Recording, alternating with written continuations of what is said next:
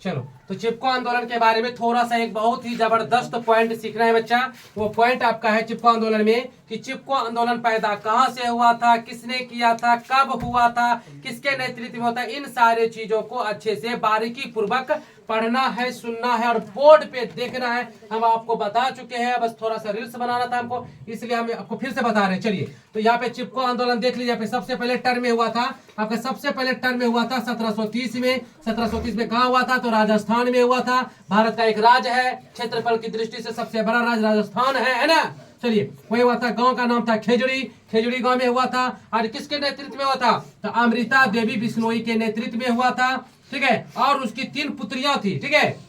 चलिए, तो ये माँ और 3 बेटियों ने मिलकर के, माँ और 3 बेटी ने मिल करके, माँ का नाम था अमृता देवी बिश्नोई, बेटी का नाम आंसूबाई, रत्नीबाई और भागुबाई, तीनों ने मिल करके पेड़ को बचाने के लिए, वहां के ठेकेदारों से बचाने के लिए पेड़ में ऐसे करके चिपक गए, ठीक है ना। चलिए, पेड़ है, पेड़ से ऐसे करके जो है ना ये चिपक गए ऐसे करके पेड़ से, कि पहले हमें काटो फिर इस पेड़ को काटना। लेकिन इसका यह आंदोलन ज्यादा प्रभावित नहीं हो पाया, नहीं चल पाया। उसके बाद हमारे भारत देश